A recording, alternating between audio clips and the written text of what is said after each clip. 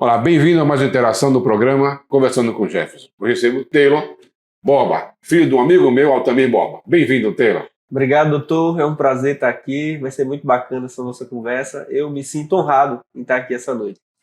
Eu que me sinto dessa forma, Taylor, e que seu pai já veio aqui no nosso programa, conversando bastante. Nós somos amigos de infância. Um abraço, Altamir. Não é? E eu fico até um pouco assustado quando vejo já você, assim, grande, né? Já, pastor também, não é? Conhecendo na cidade. É verdade. Eu fico até preocupado. A minha idade, você já está com muita idade assim. Taylor, você foi pastor muito jovem, não? Agora em fevereiro, 2 de fevereiro, faz 6 anos que eu assumi o pastoreio da igreja aqui em Timbaúba, Verbo da Vida. Mas de onde veio essa inspiração para ser pastor também? Então, ser pastor, doutor, não é uma profissão, nem é uma escolha pessoal, apesar de envolver a escolha pessoal, né? Mas é um desígnio, é uma vocação. O apóstolo Paulo fala que foi chamado desde o ventre materno. Davi, no Salmo 139, diz que quando ele estava sendo formado no ventre da mãe, os dias dele já estavam escritos no livro de Deus. O profeta Jeremias disse que Deus, quando chamou ele, disse: antes de você ser formado no ventre da madre, eu te conheci e te chamei como profeta às nações. Então, assim, o chamado pastoral, ele é uma chamada divina. E na medida que você se aproxima de Deus, você vai sentindo e percebendo aquele chamado, né? No meu caso, eu cresci na igreja presbiteriana, eu pequenininho, né? Meus pais já frequentavam lá. Então, criança ali, eu já achava bonito os presbíteros, o pastor. Então, mas não sabia, né, que aquilo ali já era os indícios do chamado Sim. de Deus.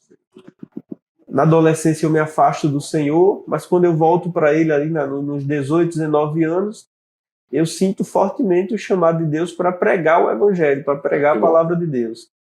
E aí a gente vai sendo treinado, né, pela nossa liderança, vai para o seminário, vai se amadurecendo em Deus e vai sentindo o chamado dele mesmo. É algo sobrenatural. E para o jovem que hoje está nos escutando e também acredita que tem essa vocação, que melhor orientação você dá para essa pessoa, para esse jovem? Alguém que está na igreja, entregou a vida a Jesus, está ali na igreja, sente um chamado para pregar o evangelho, não quer dizer necessariamente que vai ser um pastor, né? Porque pastor é aquele que cuida do rebanho da igreja, mas ele pode ser um evangelista, né? Aquele que vai pregar o evangelho, ganhar vidas, pode ser um profeta, pode ser um apóstolo, um fundador de igrejas, aquele que vai começar novos trabalhos, pode ser um mestre, alguém que vai apenas ensinar, né? Mas tanto para o pastor como para os outros dons ministeriais, a principal coisa é ler a Bíblia e orar, se aproximar de Deus. O primeiro passo, alguém que está na igreja e sente uma vocação divina, um chamado de Deus para pregar, é se preparar. E a fonte é as Escrituras, né? A Bíblia Sagrada. E depois vai vir os seminários, os livros que você tem que ler, tem que se preparar, mas o principal é a Bíblia, a palavra de Deus e a oração. É ter comunhão com Deus através da oração. Dessa forma você começa a se aproximar de Deus e quanto mais a gente se aproxima dele, a gente vai se descobrindo, né? O chamado dele para nós vai ficando mais claro. Bom, então esse jovem que acredita que teve chamado, que está lendo a Bíblia e pretende, mas tem uma formação formal, tem assim, não é? E o tempo dessa formação? Vai depender muito do ministério que ele faz parte, né? Por exemplo, o Verbo da Vida, que é o ministério que eu faço parte, nós temos um seminário próprio, né? Então é o Centro de Treinamento Bíblico Rema. Ele tem duração de 2 anos, 3 aulas por semana, segunda, quarta e sexta. Esse é o primeiro. Depois dele tem a Escola de Ministros, que é mais 1 ano. A Escola de Ministro é como se fosse uma pós-graduação desse seminário. E ainda tem um outro curso, que é para aquele que sente-se chamado para uma outra nação. Então tem a Escola de Missões. Então tem todo um processo, né? Mas eu diria que o principal treinamento é na igreja local. Alguém que tem um chamado de Deus, o principal treinamento dele é na igreja que ele faz parte. Servindo ali nos departamentos, trabalhando ali na obra local, sendo treinado pelo seu pastor. Porque até o pastor local que vai reconhecer o chamado na vida daquela pessoa, vai trazer ele para perto, vai começar a dar oportunidade, vai começar a encaminhar ele, né? Então, servir na igreja local, e na medida que ele for crescendo em Deus, o próprio pastor dele, a liderança dele, vai encaminhá-lo, né, para o seminário do seu ministério.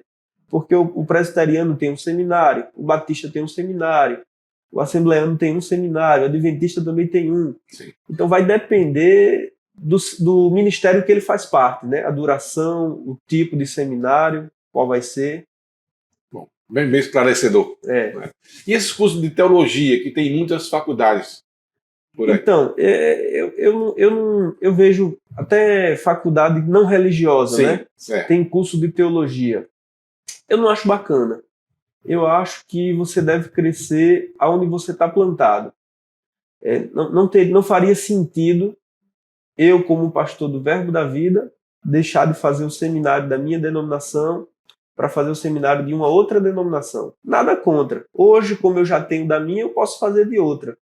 Mas assim, você tem que crescer onde você foi plantado, porque existem particularidades, né, doutrinárias. Então, cada ministério tem uma tradição, tem doutrinas específicas. Alguns ministérios têm usos e costumes, a forma como ele ministra, a liturgia do culto.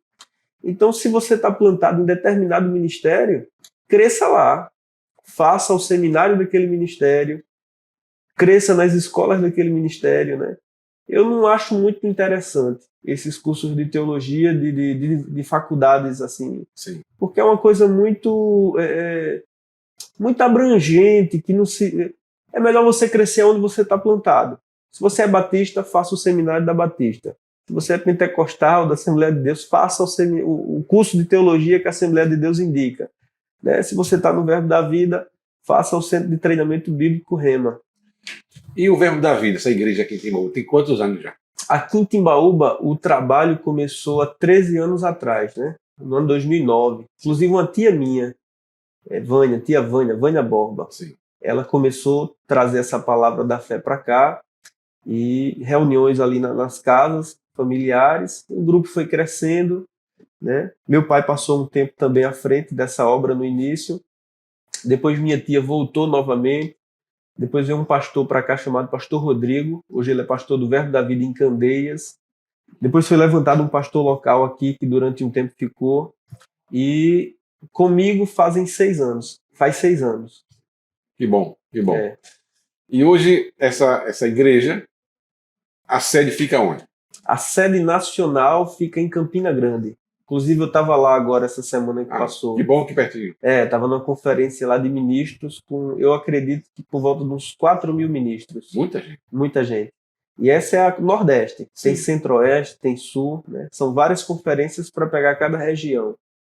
Então a sede nacional fica em Campina Grande, mas eu tenho uma sede... Mas ela teve início em Campina Grande mesmo? Então, os fundadores é um casal de americanos, Sim. né?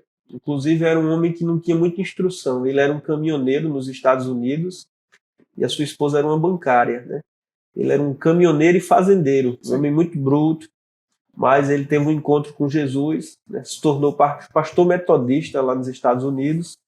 Mas aí ele conheceu essa palavra da fé, né? É o rema, a palavra falada, a palavra revelada. E Deus deu uma instrução a ele, para ele ir para... Ele morava no Alabama, e Deus chamou ele disse que ele deveria ir para Tulsa, Oklahoma, fazer o rema lá. Sim. E enquanto ele fazia o curso, Deus também chamou ele, né? Se vá para o Brasil ensinar fé ao meu povo. Ele não sabia nem onde o Brasil ficava. Ele não sabia nem que o Brasil ficava nas Américas. E aí, só que ele tinha tido um contato com um brasileiro. Sim. Já. Quando ele era pastor metodista, ele chamou um pregador brasileiro para pregar na igreja dele. E esse pregador disse lá na igreja dele o seguinte, disse: Bud, todas as promessas da Bíblia são para nós hoje. Ele nunca tinha escutado isso, né? Ele disse que ficou pensando naquilo. Todas as promessas da Bíblia são para mim hoje. E esse foi o primeiro contato que ele teve com o brasileiro. E tempos depois, Deus chamou ele para o Brasil. Vá para o Rema, estude 2 anos lá, depois vá para o Brasil e ensine fé ao meu povo. Então veio ele e a esposa, sem falar português. Ela conta que trouxe vários papéis higiênicos dentro da mala, porque ela achava que era mata. E não tinha papel higiênico.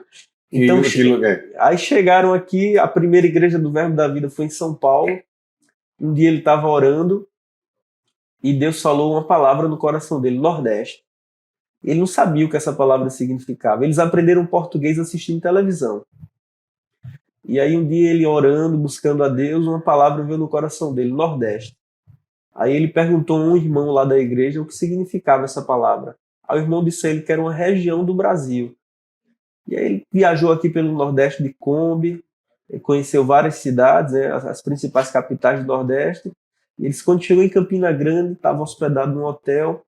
Deus falou com ele que aquele seria o próximo passo do chamado dele no Brasil, né? E aí ele veio para Campina Grande, deixou 3 igrejas lá em São Paulo, veio para Campina Grande e daqui a gente está alcançando o mundo, né? O Verbo da Vida hoje está em mais de 20 nações. Que bom. E Buddy, é isso? Buddy Wright. Buddy Wright. Ele já partiu para o Senhor. Sim. Em 2013 ele dormiu em Cristo, né? Faleceu. Sim. A gente chama dormiu, partiu para o Senhor, mas a esposa dele está ainda pregando o Evangelho. Ela fica em Campina Grande, não? Oi? Ela reside em Campina Ela Grande? reside em Campina Grande. Hoje o presidente do nosso ministério é o apóstolo Guto, é o sucessor. Foi treinado por ele, foi um Sim. filho para ele, né? Tá. Durante, acho que mais de 30 anos, serviu ele no ministério, foi treinado por ele. E ele ainda vivo, né, passou a liderança do ministério para o Guto. Brasileiro. Brasileiro, o Guto é brasileiro. Muito bom. Em Timbaúba hoje, como é a igreja de Timbaúba? Fica lá em Timbaubinha. Timbaubinha. Fica ali na Avenida Borba, Timbaubinha, né, próximo ao posto de Timbaubinha, sentido Queimadas. Sim. Nossa igreja, eu diria que 60% são jovens, né? O Sim. pastor é jovem, então eu acredito, eu não sei a porcentagem certa, Sim. mas eu acredito que hoje 60% da nossa igreja são Jovem. compostos de jovens adultos. Sim. Mas também temos pessoas da melhor idade, né? Temos pessoas da terceira idade. E temos avançado, crescido, né, naquilo que Deus nos chamou para fazer aqui na cidade. A gente tem passado por um processo de crescimento, mudamos de prédio agora recentemente, para um prédio maior, mais novo, um bairro residencial, a gente saiu do centro para um bairro residencial, né? Então, assim, essa mudança geográfica também trouxe uma mudança espiritual, a gente percebe um crescimento acelerado. Estamos avançando, né? Ganhando vidas, ensinando a palavra de Deus. Eu já tive a oportunidade de comparecer, de participar, já. Culto de Muito casais. agradável, verdade. Eu vejo também que se incentiva muito a música também, não é isso? Também. Você é músico, também toca bem? Não, lá? eu toco muito pouco violão, 2, 3 notinhas ali, só para o meu momento de adoração a Deus pessoal, mas eu não sou músico, não. Mas o seu pai é músico. Meu pai é. Você puxou o pai é o pastor, você é pastor também, é música. Música eu não tenho esse talento, não tenho esse dom, não, apesar de achar muito bacana. Agora, o louvor na igreja ele é muito importante, né? Quando a gente vai para as escrituras, a gente percebe que os anjos, eles louvam a Deus. A música foi Deus quem criou, né? E todos os ritmos pertencem a Ele. E o louvor é um momento, assim, de quebrantamento. Eu, particularmente, o momento do louvor no culto, é um dos momentos que eu mais me entrego a Deus, né? Levanto as mãos ali, fecho os olhos, a gente esquece das contas que tem para pagar e verdadeiramente a gente derrama, né, o coração diante de Deus ali. Um louvor agradável a Ele. Então o louvor é muito importante, é uma das partes muito importantes do culto, né? É o louvor, porque o louvor ele desarma. Às vezes alguém chega ali perturbado, cheio de problema, brigou com a esposa, as contas estão atrasadas, está com depressão, aí o louvor começa a tocar nos corações, a pessoa vai se quebrantando, vai se derramando diante de Deus. Então quando chega o momento da ministração da palavra, é como a terra que foi arada, né? A terra foi arada, o solo está preparado para receber a semente. Então o louvor é isso. É arando o coração para a palavra chegar como uma semente e produzir bons frutos. Muito bom, Taylor. Taylor, eu quero agradecer aqui a sua vinda ao nosso programa, de coração. Que venha mais vezes. Com certeza, doutor. Eu que agradeço, muito agradável, muito bacana poder falar um pouco de quem somos, né? E o que fazemos. Legal demais. Taylor, toda vez, no final do nosso programa, o nosso convidado tem as considerações finais. Mas que tal você, nesse momento aqui, poder ajudar mais alguém, mais uma pessoa? Dar uma palavra, né, dar um conselho, alguém que esteja agora necessitando de orações, Amém. de uma palavra bendita. Amém. Tem um versículo que eu gosto muito, se encontra lá no livro de Jeremias, no capítulo 29, versículo 11. O contexto desse versículo é que os israelitas tinham sido levados escravos para a Babilônia. E lá, como escravos, né, na terra da Babilônia, Deus mandou uma mensagem para eles através do profeta Jeremias. E essa mensagem é assim: eu é que sei os pensamentos que tenho a vosso respeito, diz o Senhor, pensamentos de fazê-los prosperar e não de causar dano algum. Então, podemos trazer essa promessa da palavra de Deus para as nossas vidas, né? Aquele povo estava escravizado lá, longe da sua terra, longe da sua família, e Deus disse para eles o seguinte: eu é que sei os planos que eu tenho para vocês, planos de fazê-los prosperar e não de causar dano algum. Essa promessa de Deus, ela se aplica à sua vida. Independente do que você esteja vivendo, independente do dia mal que você esteja vivendo, do buraco que você tenha caído, os planos de Deus para a sua vida são planos de fazê-lo prosperar, planos de dá-lo um futuro com paz e esperança. Então, Deus, ele é especialista em mudar circunstâncias, mudar destinos. E os planos que ele tem para a sua vida são planos de te fazer prosperar. Tem um versículo lá em Provérbios, eu vou ser breve, diz assim: reconheça o Senhor em todos os seus caminhos, e ele endireitará as suas veredas. Não importa como a sua vida está, não importa como as suas emoções estão, como o seu coração está, por mais que ele esteja quebrado. Se a partir de hoje você começar a reconhecer o Senhor em todos os teus caminhos, ele vai endireitar as tuas veredas.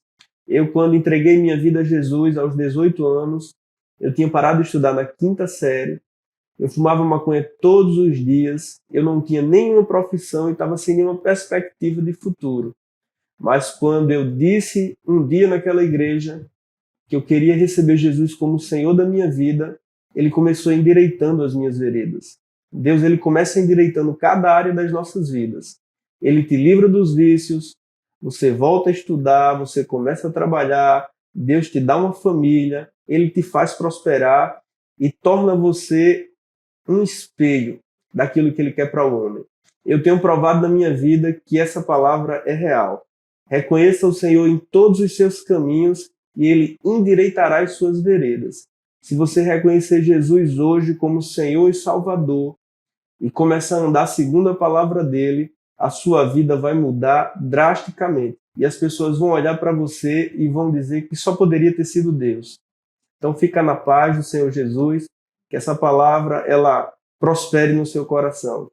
Eu digo amém. Amém. E agradeço. Amém. Você, determinação, coragem e fé. Com isso podemos mover montanhas. É verdade. Um abraço. Não esqueça, hein? Aí, curta, compartilhe, mande seu recado. Um abraço e até mais.